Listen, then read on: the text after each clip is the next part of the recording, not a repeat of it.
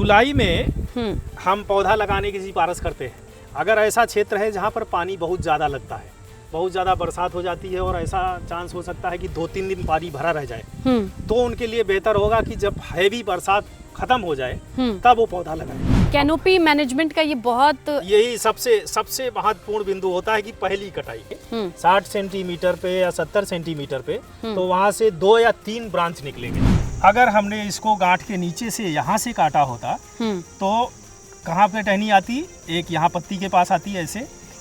इसमें देखिए हर टहनी बढ़िया कैनोपी बन के आ रही है। आप मेरे पीछे देख रहे हैं वो आम का बड़ा सा पेड़ जो कि कॉमन है, लेकिन अब आज आम की बागबानी करने वाले जानते हैं कि आम का जो पेड़ है वो नया कॉमन ये भी है जिसे मैं बड़े आसानी से तोड़ सकती हूँ, जो मेरे हाथ के पास आ सकता है। आम्रपाली की प्रजाति है और पीछे कपूरी।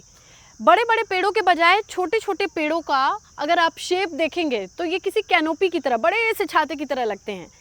ये अपने आप में नेचर ने इसे ऐसा नहीं बनाया है, बल्कि इंसान इसे बनाते हैं, जिसे कैनोपी कहते हैं। और कैनोपी को मैनेज करना अपने आप में एक आर्ट है।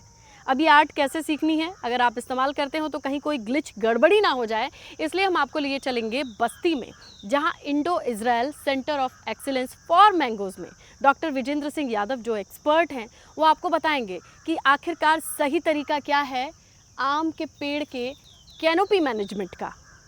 जुलाई में हम पौधा लगाने की सिफारिश करते हैं। अभी गड्ढा खुदाई करेंगे, इसके बाद उसमें मिट्टी में खाद और बालू और कंपोस्ट जो भी मिला के डालना है, दीमक की दवा डाल देंगे, भर देंगे और इसके बाद वहाँ एक निशान लगा देंगे। भरने के बाद जैसे कि पता रहे कि यहीं पर गड्ढा लगा हुआ है, यहीं पर हमने खाद पानी डाली है।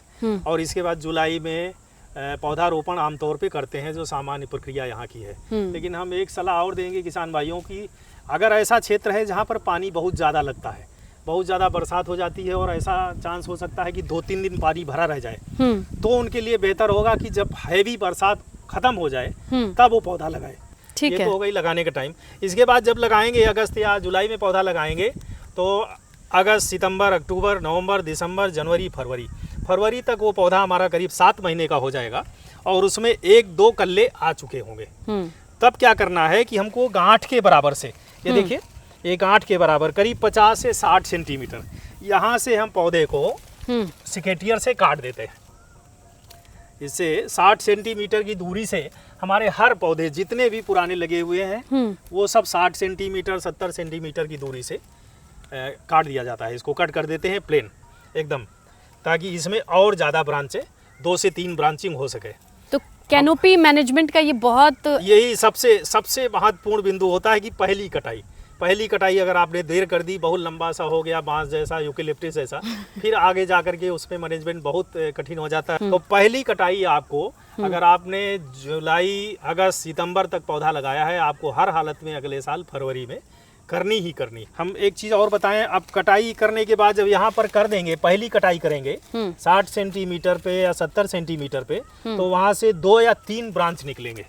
अच्छा, 2 या 3 ब्रांच ही आपको रखनी है। हो सकता है कि 4-5 आ जाए, 6 आ जाए, 7 आ जाए, ऐसा भी हो सकता है। तो आपको ज़्यादा नहीं रखनी है, मैक्सिमम 3 ब्रांच आपको रखनी है, ताकि तीनों तरफ उनको बढ़िया सा हवा मिले।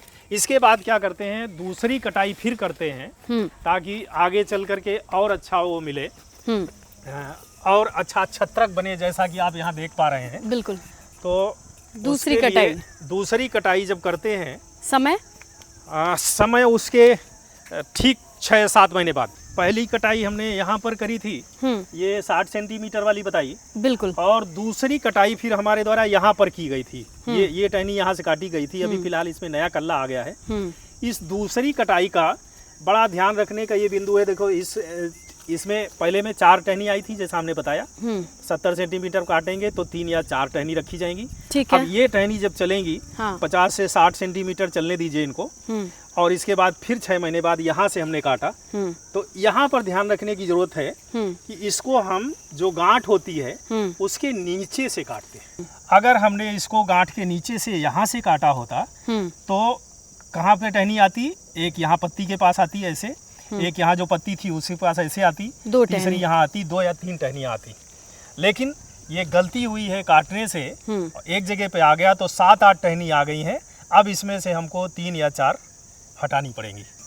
इसमें देखिए हर टहनी बढ़िया कनोपी बन के आ रही है। हाँ। अगर कुछ ज़्यादा आ जाते हैं तो उनको हटाना जरूरी है। ये देखिए एक गलती फिर यहाँ पर वही हुई है। देखिए ये साफ दिखाई दे रहा है, साफ दिखाई दे रहा है कि एक ही जगह से गांठ के ऊपर से काट दिया, तो यहीं से 3 और 3 6। अच्छा, ऐसी गलती हो गई तो इसे ठीक करने का अब तरीका क्या है? फिर से इनकी छटाई करती रहे, हटा करके और यहाँ से काट दीजिए। लेकिन हम इसलिए नहीं काटेंगे कि हमारे लिए ये टहनी इम्पोर्टेंट है, क्योंकि आप इसकी ग्राफ्टिंग करें। हम इसे ले जा करके दूसरा पौधा नया तैयार कर लेंगे, नया पौधा तैयार हमको हटाने की आवश्यकता नहीं है। किसान के यहाँ अगर ऐसी गलती हो जाती है तो उसको तुरंत हटा देना चाहिए। हमारे लिए एक टहनी की कीमत 20 रुपए है।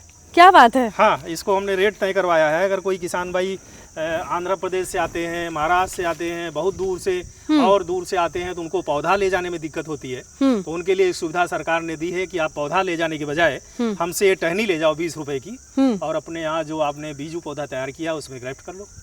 बीज की टहनी हम काट देते हैं तो आप किसी भी पेड़ में देखेंगे कि पूरे पेड़ पर आराम से बढ़िया सी धूप खूब आएगी, वो छतरी की तरह हो जाएगा, छतरी की तरह हो जाएगा। उसके तमाम सारे फायदे होंगे कि आगे चल के उसमें बीमारियां नहीं आएंगी, कीड़े नहीं आएंगे, और वो बढ़िया धूप मिलेगी। सनलाइट, सभी लोग जानते हैं कि सूरज की रोशनी ऊर्जा का अंतिम स्रोत है, आखिरी स्रोत है।